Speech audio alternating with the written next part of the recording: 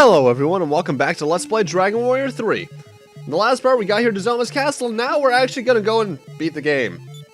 But I should note, this is what my inventory is looking like. Off screen in between parts, as I mentioned, not only did I grind everyone up so that the sage was at level 40, but I also got some items at the vault off screen that I put in there off screen.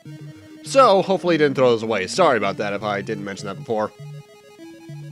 Also, at Hawksness, I went and bought everyone a Shield of Strength. Like Dragon Warrior 2, if you use it in battle, it casts Heal More on the user. So that's pretty good. Anyway, a lot of the enemies are in here that once we've encountered before, so I'm just gonna go right into this door. Oh, that's stupid. When the door closes, it counts as you moving slightly. And we're trapped in here. Great. What am I supposed to do? From out of nowhere, ominous voices are heard. We are the guards of the Archfiend's chamber. To enter, you have to defeat us first. We have to fight 3 sets of granite titans in a row to get out of here. I edited out the latter 2 fights. Granite titans have 350 HP, 3,334 experience points, 180 gold, and they drop Thor's sword, and they can sometimes attack twice, which will suck. Anyway, Thor's sword is actually one of the better ones in the game. 95 attack, can only be equipped by the hero and soldier, but it casts Firebolt when used as an item. So that's, well, you know, good. Not terribly hard, but they can damage you pretty well. The funny thing about them is that I've actually had the ability to run into them for a while, because Goopies can actually summon them as allies. But thankfully they didn't do that. Except for when I was grinding, but even then. Anyway, gonna want to cast Step Guard here, because this is a ton of, I forget what these things are called. They're hazard tiles either way. And that would be a lot of accumulated damage. Anyway, search right here as that guy in Remolder told us. And there's a staircase a la the previous games. Ah, I love consistency. Anyway, remember those tiles from the tower? Yeah, there's a crap load of them here. We want to head up into the second from the left, from the far left passageway. So, just essentially do what I'm doing. Thankfully, this section isn't terribly annoying, but if you fall down, you have to backtrack to the previous stairwell, and it's annoying. I forget if later Dragon Warrior games would revisit this kind of gimmick, but I would hope they don't, because honestly, this is kind of annoying. Oh, by the way, I forgot to mention it. Granite Titans. Use Limbo against them. Yeah, it has a very high chance of killing them. And now we're in this section, but we want to head south and immediately run into random battle against Barogs and Swordoids. Swordoids have 170 HP, 4,240 experience points, 81 gold, they drop a Snow Blast sword. They can use Heal More, and they have 2 attacks. And Barogs have 93 HP, 4,360 experience points, 96 gold, and they drop a Mysterious Hat. And as for the Snow Blast sword that the Swordoids can drop, first off, it's decent, but eh. That should be, yeah, there it is. 90 attack can only be equipped by the hero and soldier, but as the name suggests, when used as an item, it casts Snow Blast. Which, for those who don't remember, is about 70 points of damage. And now we got Putragons. These guys are pretty easy. First off, they are extremely vulnerable to Expel, and so are Swordoids, actually, so I recommend you use that against a Swordoid if you run into one. Anyway, Putragons have 350 HP, 4,667 experience points, 64 gold, and they can drop a strength seed. They have Blizzard Breath, which isn't that dangerous, surprisingly. Also, if you run into any Troll Kings here, because you can, use Limbo against them, because while they can use it, you can use it back at them.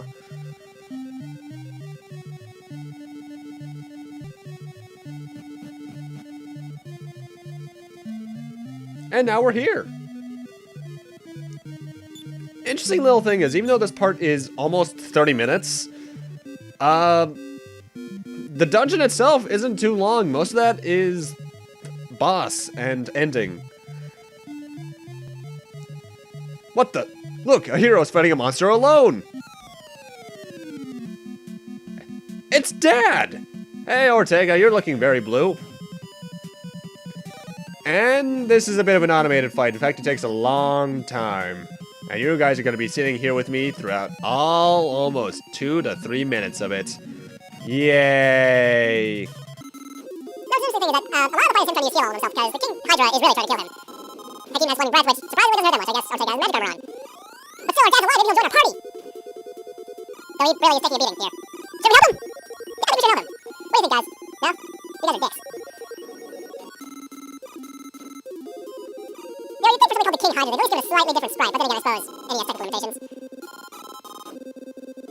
How much HP does this guy have? How much HP do you even have, Ortega? Well, at least he has heal all. And knows how to use it too. Unlike me in my first fight because I barely knew how to use any spell because I was very focused on physically attacking for some reason. You know I still am to this day. Also, I'm surprised, no unique battle music for this because we're watching a fight instead of having one. Yeah, kind of odd. Oh well. Come on, kick his ass, Ortega. You can do it! Or maybe not. It's all over for me. Oh, traveler, please hear my dying words. I'm Ortega of Aliahan. If you happen to go to Aliahan in your travels, please visit Dar and tell him what transpired here. Ask him to forgive his father who could not bring peace to this world. Tell him. Ugh. Maybe I should have had Dar in the front row. Yeah, although he actually says nothing different. Yeah, so our dad's dead, even though we've been hearing that he's dead the entire time. That's kind of pointless, but oh well. But still, a cutscene battle like that, that's kind of rare back in the day. I can only really think of maybe 1 or 2 other instances that that's happened, one of them being in Final Fantasy II, which was released a year after this anyway. Well, in Japan at least. Anyway, this is the big treasure trove of the dungeon. You only really need the Wizard's Ring and this Sage's Stone. This Sage's Stone, I'm actually going to get the exact description up so I don't get this wrong at all.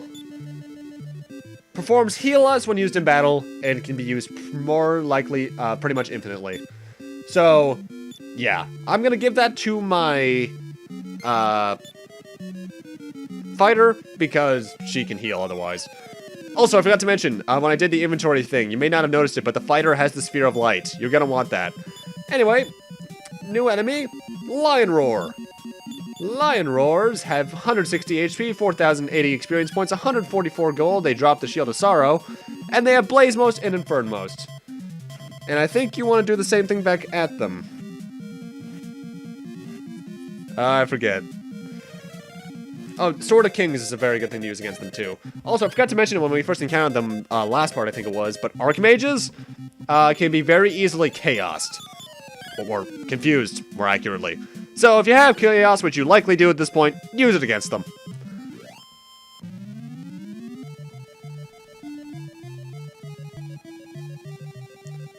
And now we do the final trek, because we're actually pretty close to the end of the dungeon. Like, this is the second to last floor. What the? That was a thing. And I guess I must have accidentally edited something weirdly. My bad. Oh well, I'm too lazy to cut that back out. Anyway, do some healing in between. I actually did a cut there because I wanted to heal, because we're on the final floor! Step on up here and... ominous fire lighting. Please tell me it's a birthday cake. Or it's a gigantic pink guy. Dart, I bid thee welcome to thine altar of offering. It is I who will bring about the destruction of all things. All living beings shall be demolished by me, and the entire world shall sink into despair. Commencing with thine own demise, Dart. Come, my servants, destroy them so that I may thrive on their suffering. Alright, final battle against Zoma, King Hydra. Yeah, before you actually get to Zoma, you have to face a gauntlet of 3 boss fights. First off being the King Hydra. 550 HP, 12,667 experience points, 420 gold. They can drop the Dragon Mail, but I don't think he actually can do it here. I think that's only in the Game Boy Color version onwards. I forget, though. He has Flaming Breath, so use Barrier from your Sage, because that'll protect you from the damage from that. Snowstorm Rim, I would recommend as well, but for him, you can pretty much just physically attack. He'll go down pretty quickly. And as for what that Dragon's Mail does, when he drops it, as rare as it is, if I recall correctly. Also, heal up after every single one of these boss fights.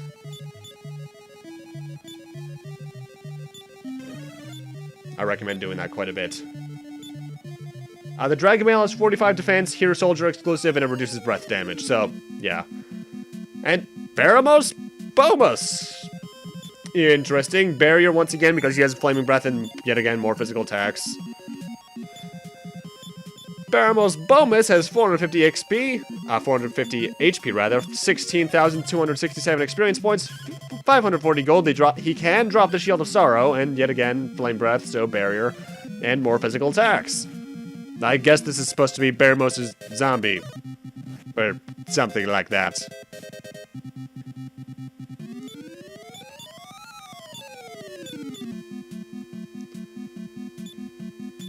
I dig the purple though.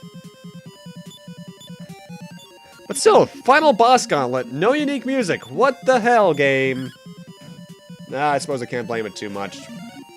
Because even then, it took Final Fantasy until its third installment to even have final boss music, so something that Dragon Warrior 1's been doing since the start.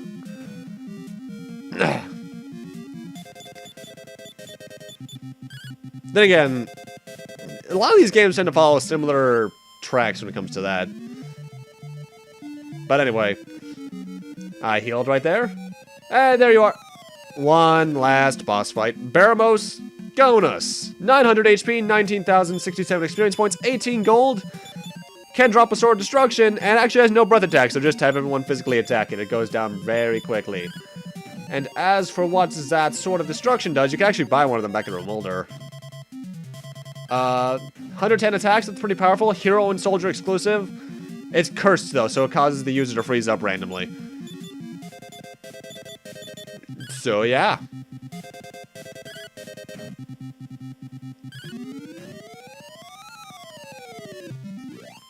And with that, we're done with the marathon. Time for Zoma himself. Dart, why do you struggle to live? My joy is thy destruction, my beauty thy death. Come forward then, and die in peace. Okay, best final boss music in the series. Anyway, first turn. Have Leglius use your soldier use an Orchi Sword to lower his defense because he has high defense. Main character, use Heal Assault because the first turn he really lays it out. Have your fighter use the Sphere of Light. By the way, this isn't exactly locked to whatever classes you have. I just recommend this. And have your Sage use Barrier, because he lets out in the first few rounds. Thankfully, using the Sphere of Light should do something.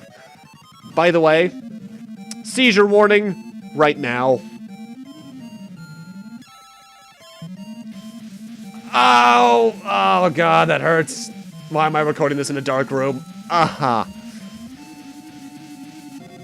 Either way, now he's blue, so I can finally go over his stats. Zoma has 1,023 HP. And that's about it. He has a crapload of magic and a crapload of attacks.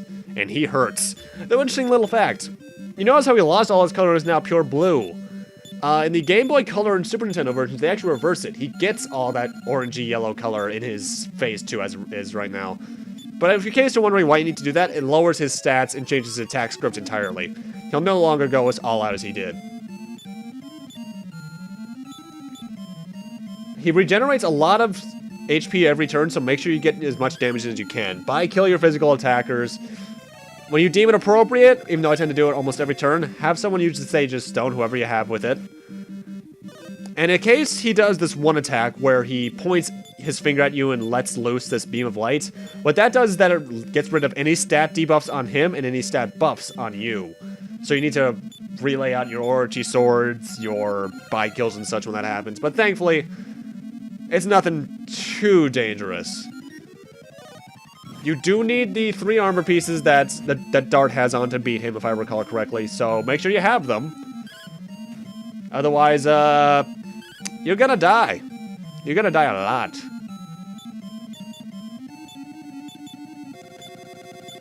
But yeah, I absolutely love this final boss track. It's one of the few, like, fully upbeat final boss tracks in the series. A lot of them are usually, like, slower and haunting. But this one's just like, go, kill him now. I don't even really know any good magic to use against him. I suppose B-Dragon, but eh. Which, by the way, yeah, B-Dragon's a spell that pretty much turns the user into a dragon. and makes every single one of their attacks really powerful, almost to the level of some critical hits. In fact, it's really good to use against the metal babbles.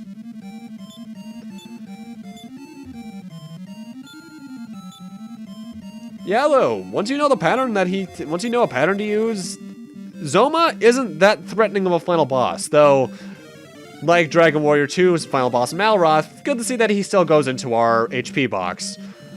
Thankfully, though, unlike Malroth, I can still see stuff because he's only covering up Tifa's level.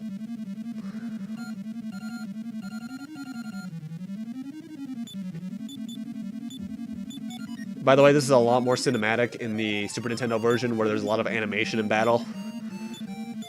In fact, I recommend the Super Nintendo version of this. It's really good.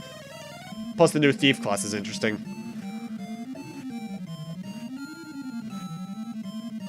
That hurt.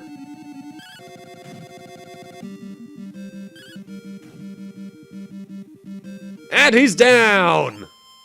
World saved. Again.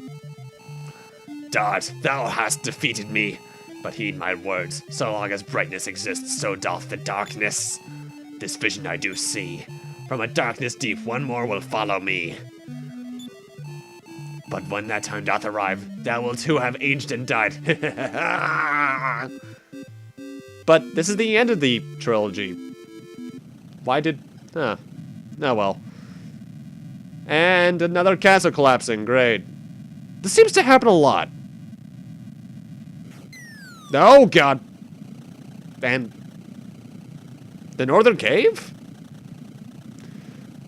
Yeah, if you remember, like I said before, that's where the Archfiend came out of, so for some reason defeating him brings us out here.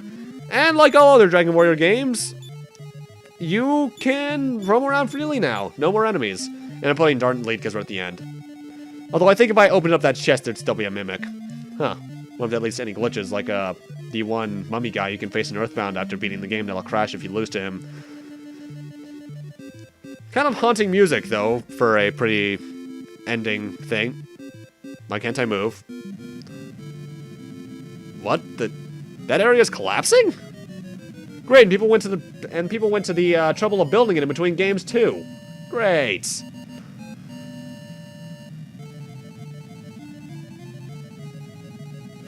Well, at least now we match Dragon Warrior 1 again. Yay. I forget how this area looks in the Super Nintendo version, actually. I remember what it looks like in the Game Boy Color version, which, honestly, I don't recommend too much. But the Super Nintendo version, I recommend it. It might be Japan only, but the fan translations do exist for it, and it makes it so fun.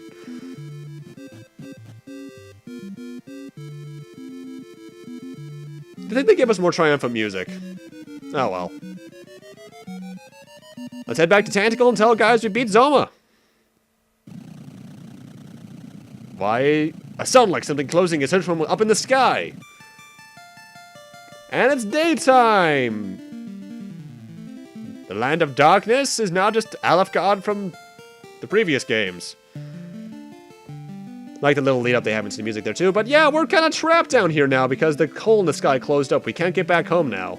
In fact, if you try to warp anywhere, you can only warp to towns here in Alefgard. You are all indeed true heroes. Yes, we know. As was What's-His-Face from Dragon Warrior 2, and his cousins, and What's-His-Face from Dragon Warrior 1, and himself. Alright, King, how you doing? Well, first, how you guys doing? You are indeed a true hero. The King anxiously awaits you. As I hope he would. I mean, look at me. I look fantastic and I just saved the world. And by the way, you're locked in here.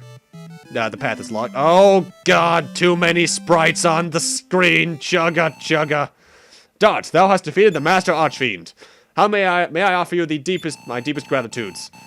Due to thine efforts, day has finally dawned again in our country. Dart, thou art a true hero. I hereby bequeath unto thee that which is our country's highest honor. The Order of Erdrick, bearing witness to your status as a true hero. Dart, brave hero of Erdrick. Thou wilt forever remain the stuff of legends of the people of Erdrick. Wait, what? Well, to be blunt, if you guys haven't figured it out by now, throughout all the hints in Alefgard, this is a prequel. We are Erdrick from the Legends of Dragon Warriors 1 and 2. That's why so many things seem to be inconsistent, like mountain layout, the old guy who cures curses in Alfgard as a kid. A lot of little details like that can be seen in Alfgard if you pay close enough attention. Hell, Garenham's not even fully built yet. Then there's also the thing with the golem over at, that town that I'm forgetting, Caitlin. And also, yeah, that a lot of stuff makes more sense now, doesn't it? Yeah, that's Dragon Warrior 3, though. Thus, a true warrior was born, and Dart became known as Erdrick, hero of Aliahan. There was no equal. However, shortly thereafter, the hero Dart mysteriously disappeared and has not been seen since. Many a story has been told of that darkest of nights when Erdrick left his weapon, armor, and amulet behind. Legend says they have been handed down to worthy warriors of future generations as the sword of Erdrick, the armor of Erdrick, and the emblem of Erdrick. Yay, prequels! They pulled a Castlevania 3 on us. Thus, the legend was born, and we get 7 minutes of credits. No, I'm serious, 7 minutes. In fact, it's, In fact, fun little fact, the credits theme was actually extended for the American release. It was much shorter in the Japanese one. And yeah, that was Dragon Warrior 3, the end of the Erdrick trilogy, or technically the beginning. Might need to think about it carefully enough. And how is it? Dragon Warrior 3, if it wasn't clear enough, has probably the most balanced game mechanics, the most useful spells, pretty much the best world and story, and is overall probably the best out of the original trilogy. However, it's not my favorite. My favorite is still Dragon Warrior 1, just due to the simplicity and the fact that I can beat it in a day. While I did technically less grinding than I did in Dragon Warrior 1 and 2 in terms of hours, there was still a decent amount of it, and there were so many more levels to get. Thankfully, though, the entire game, I have to say, is very accessible due to its fairly low difficulty in comparison to 1 and 2. There's only like maybe 3 areas that are hard. And those are the cave on the way to Baramos' castle, the final area, and possibly the cave of Erdrick / Northern Cave. So if you want to play this, there is the NES version, the Game Boy Color version, and the Super Nintendo version. Though the Super Nintendo version is, as I mentioned before, Japan exclusive, so you're gonna need an emulator and a fan translation for that, or a replication cart, which do exist, if I do recall. Anyway, next time we meet up in the Dragon Warrior multiverse, because from here on out, no more mention of Erdrick's going to be had, we're going to be starting off the Zenithia trilogy with Dragon Warrior or Quest 4, because I'm going to try and see if I can do the DS version of 4, because 4 is actually my overall favorite in the series. So I want to try and do the definitive version of that. But if I can't, the NES version is still thankfully there. By the way, I absolutely love this track. Because Dragon Warrior 1 and 2's credits themes, while good, didn't really feel like it did anything. This actually makes you feel like you accomplished something. Because let's be honest, for 1987 in Japan, this is a pretty big RPG. Heck, even Final Fantasy's not this big. It was longer in terms of parts, but let's be honest, the parts were shorter back when I did FF1 with Kenny.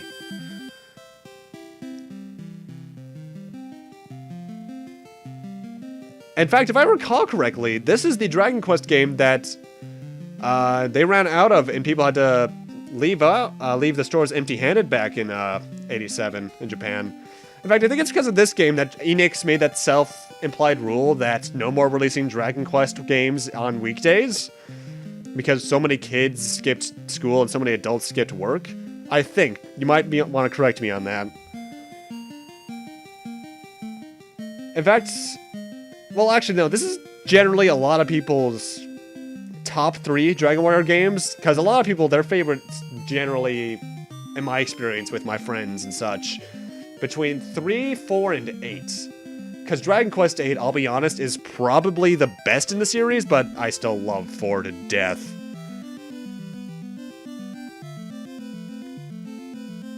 Though 7 minutes of credits is kind of ridiculous. And you know why it's so long? Because they do these little shots of the towns throughout the game. Most of which, yeah, we're trapped off from now. You gotta wonder what it was like for Erdrick and his sages, which, by the way, yeah, if you remember the legend correctly, the 3 warriors that he left his stuff to were actually 3 sages, who you can actually technically have, because I think it's possible to get up to 3 sages through a goof-off, and I think there's technically 2 of the sage-turning books. So you can potentially have 3 sages. I don't know why you would want 3 sages, because do you really want to be that broken? Plus, it's a lot more grinding. That and the soldier is just too good. In fact, that's another thing I really like about this game. It fully brought in choice through a class system. A very closed class system, unlike maybe Final Fantasy III or Final Fantasy V, but still a really good one, because a lot of these classes do have use. In fact, they're almost all useful to some extent, except for maybe Goof Off in terms of use. Just due to the fact that it's entirely random, really. And I have to admit, that's really good of them for their first attempt at a class system, because even looking at Final Fantasy III and V, there's a lot of fairly useless job classes. To have their first attempt at it have almost entirely useful classes, that's really good. Though, obviously, the Sage is the de facto best because of its spell list. Because, good lord, Sages are broken. There's a reason you'll need to be level 20 and have that book to get it, because they realized it was. Anyway, in terms of what's up next, it's not Dragon Warrior 4, obviously. We're doing a marathon of sorts of Metal Gear. I'm doing Metal Gear on the MSX, Metal Gear on the NES, taking a game or 2 break just so it's not overly saturated with Metal Gear on my channel. Snake's Revenge, Metal Gear 2, Solid Snake, then another break. Ghost Babel on the Game Boy Color, and then replaying Metal Gear Solid on the PlayStation. So look forward to that. There's going to be a lot of convoluted plot threads, a lot of people screaming liquid, and a lot of this voice, which means my throat might die. Yay! Oh god, it's gonna suck. But yeah, look forward to that. Until then, though, I had a blast playing this game. I hope you guys enjoyed it, because I definitely know I did. Have a great night, everyone. Take care, and I'll see you guys in Metal Gear. To be continued in Dragon Warrior. Fun fact, that orb changes color every couple of seconds. Have a great night, everyone.